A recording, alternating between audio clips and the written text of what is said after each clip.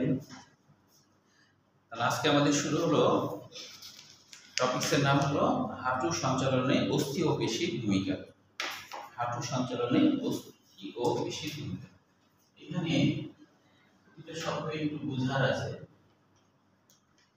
হাঁটু সঞ্চালনে অস্থি ও পেশির ভূমিকা শব্দগুলো একটু বোঝার। হাঁটু সঞ্চালনে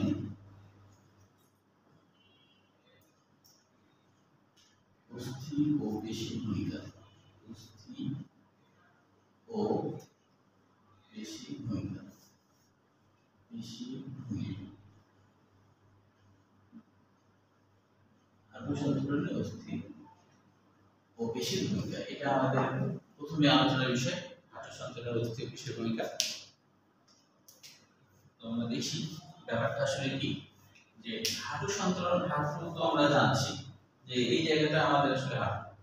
তো এইটা যে আমরা নড়াচড়া করি, এই সঞ্চালনে পেশি কি ভূমিকা রাখে, এটা লাইন বাই লাইন, বইয়ের লাইন বাই লাইন আমরা করি। হ্যাঁ, কারণ এখানে অনেক কিছু বোঝার আছে। দেখো, যে প্রথমে বলা হচ্ছে মানুষের এইটুকুর মধ্যে তেমন কিছু নাই বোঝার মতো আর কি। তবে এই পেশিটাই দেখো, বলা হচ্ছে যে বর্ণনা যেটা, যে হাঁটু সঞ্চালনে অস্থি ও পেশি যেভাবে সমন্বয় সাধন করে তা নিচে বর্ণনা করা হলো হ্যামস্ট্রিং পেশি।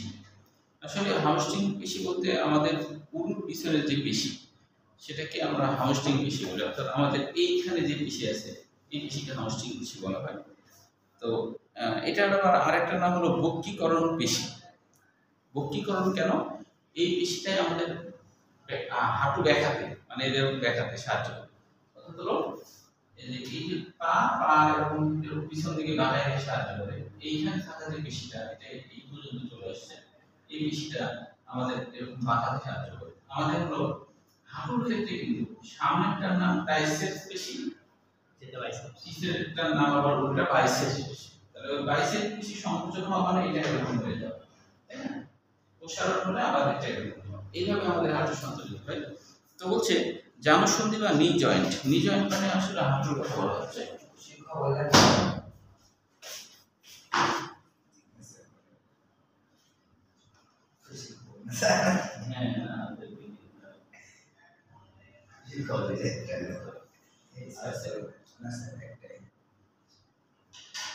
তাহলে দেখো যে বলছে জানুসন্ধি বা নি জয়েন্ট, পিছন দিকে বাঁকাতে, হাঁটু পিছন দিকে বাঁকাতে দুইটি পেশি গুচ্ছের প্রয়োজন হয়, যাতে এদের হ্যামস্ট্রিং পেশি বলে। হ্যামস্ট্রিং পেশি তিনটি পেশি নিয়ে আবার গঠিত। এগুলো যথাক্রমে বাইসেপস, ফিমোরিস, যেহেতু ফিমারের সাথে জড়িত এজন্য নাম হচ্ছে ফিমোরিস। তারপরে আবার আরেকটার নাম হলো সেমি মেমব্রেনাস ও সেমি টেন্ডিনোসাস। এরকম নাম কেন হয়েছে? তিনটে পেশির মধ্যে একটা তো বাইসেপস ফিমোরিস হলো, একটা নাম সেমি মেমব্রেনোসাস। এরকম নাম কেন হলো? অনুমান করে বলো কেন হতে পারে এরকম নামটা? এরকম নাম হওয়ার কারণ কি? অনুমান? সেমি মেমব্রেনোসাস মানে কি? মেমব্রেনের মতো কিছুটা, ঝিল্লির মতো, পেশিটা একটু পাতলা, এজন্য এরকম নাম হচ্ছে। সেমি টেন্ডিনোসাস বলতে বোঝায় টেন্ডনের সাথে এই পেশিটা জড়িত, এজন্য এর নাম সেমি টেন্ডিনোসাস। তাহলে হ্যামস্ট্রিং পেশি তিনটা, এগুলো কিন্তু গুরুত্বপূর্ণ এমসিকিউ। এটা সৃজনশীল হিসেবে কম আসে, তবে এটা সৃজনশীলের জন্যই করতে হবে। তবে এগুলো এমসিকিউর জন্য খুব আসে, যে হ্যামস্ট্রিং পেশি তিনটি পেশি, এবং হ্যামস্ট্রিং পেশি নিম্নের কোনটি হ্যামস্ট্রিং পেশি নয়, মেডিকেল এডুকেশনে এরকম কোশ্চেন হয়। হ্যাঁ, তাহলে এই তিনটা আমরা বুঝতে পারবো। বোর্ড করা যেগুলো আছে সেগুলো সবই এমসিকিউর জন্য দেওয়া।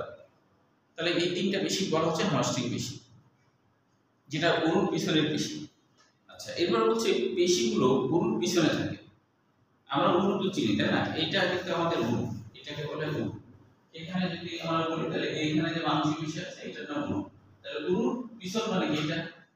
এটা হলো উরুর পিছন। তাহলে উরুর পিছনে এগুলো থাকে, তাই বলছে এগুলো শ্রোণীচক্রের ইস্চিয়াম। দেখো, আমরা জানি এটা হলো শ্রোণীচক্র, তাই না? এটা হলো পিউবিস।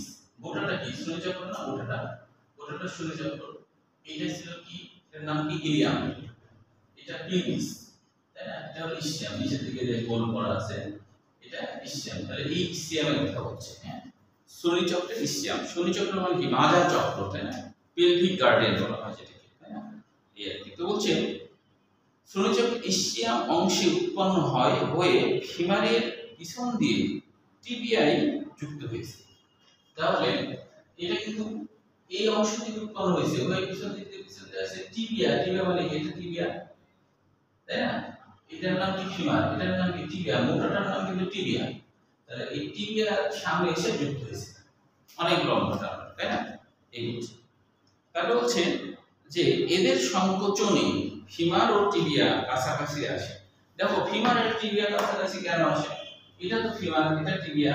তো যখন এখানকার থেকে উৎপন্ন হয়ে এটা সামনের দিকে টিবিয়ার সামনে এসে যুক্ত হয়েছে, এটা যখন সংকোচন হয় তখন হলো এটা এভাবে সামনে দিকে চলে আসে, তাই না? তো এই কথা বলছে।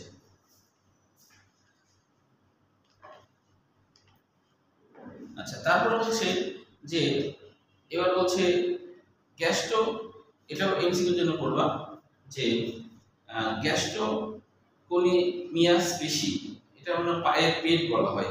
পায়ের পেট কোনটা? পায়ের পেট বলতে বোঝায় আসলে যে এই যে আমাদের অস্থি আছে, এই অস্থির পিছনের দিকে যে অংশটা সেটাকে বলা হয়, মানে মাংসপেশির যে পিছনের অংশ সেটাকে বলে পায়ের পেট।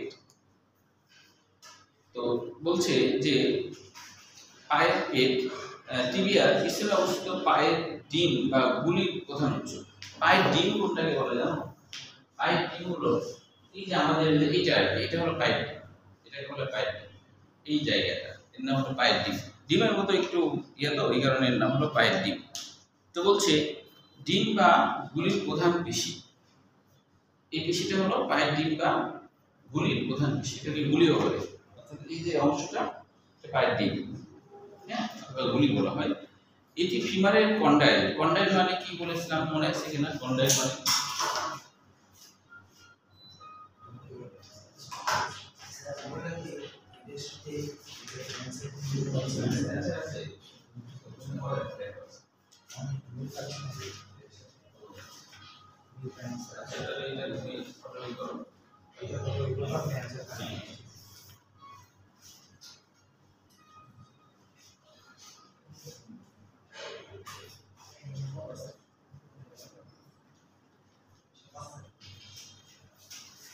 আচ্ছা দেখো, তাহলে এখন বলছে এটি ফিমারের কন্ডাইল। কন্ডাইল মানে কি বলো দিবে, মনে আছে কিনা?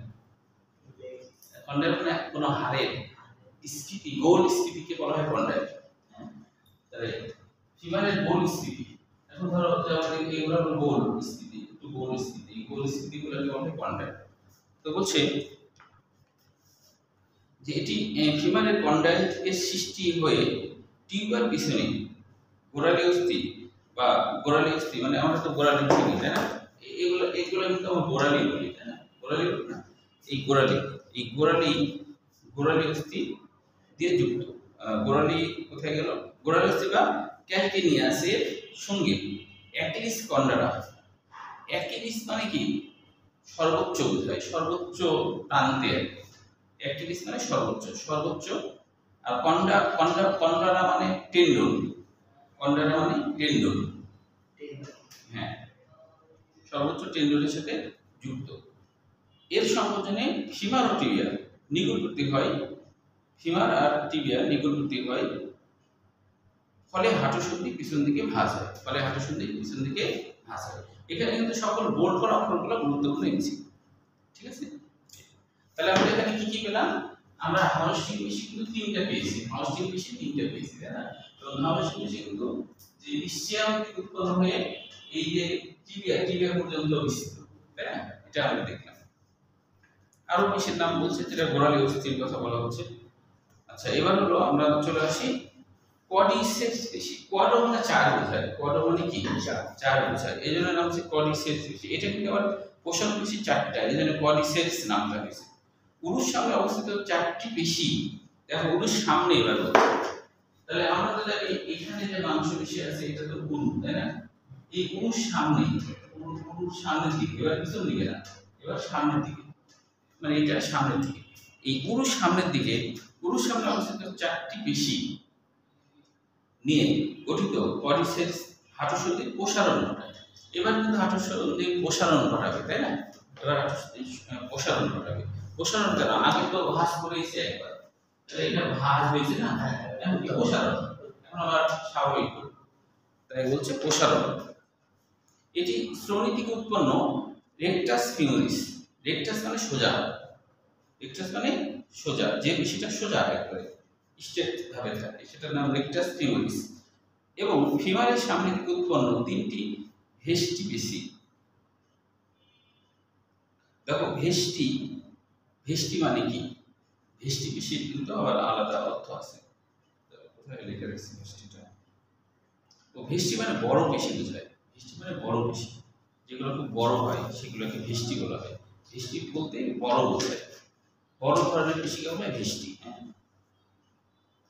মানে এটা ল্যাটিন শব্দ, আসলে ভেস্টাস, ল্যাটিন শব্দ ভেস্টাস মানে বড়, সেখান থেকে ভেস্টি পেশি, সেখান থেকে ভেস্টি পেশি। সব কলমের পারে একদিনই শেষ হয়ে দেখছেন আমরা, ভেস্টি মানে বড় পেশি, হ্যাঁ। তো এটা দেখি। আচ্ছা এবার দেখো যে তাহলে 4টা পেশির কথা বলা হলো, তার মধ্যে রেকটাস ফিমোরিস এবং ফিমারের সামনে থেকে উৎপন্ন 3টি পেশি। তাহলে রেকটাস ফিমোরিস হলো একটা, আর 3টা হলো ফিমারের সামনে থেকে, ফিমারের সামনে থেকে উৎপন্ন 3টি ভেস্টি পেশি মানে বড় পেশি। এবার দেখো ভেস্টাস মিডিয়ালিস মানে বড় মধ্যে থাকা পেশির নাম মিডিয়ালিস। ভাস্টাস ল্যাটারালিস মানে কি পার্শ্ব পেশি, তাই না, পার্শ্ব দিকে থাকা, এটা হলো ল্যাটারাল দিকে ল্যাটারালিস।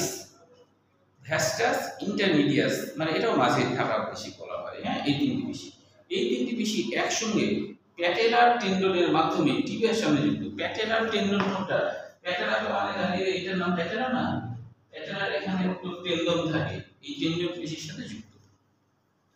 তো বলছে প্যাটেলার টেন্ডনের মাধ্যমে টিবিয়ার সামনে যুক্ত হয়েছে। টিবিয়ার সামনে যুক্ত মানে কি? এইটার মাধ্যমে এই টিবিয়ার সামনে এসে যুক্ত হয়েছে।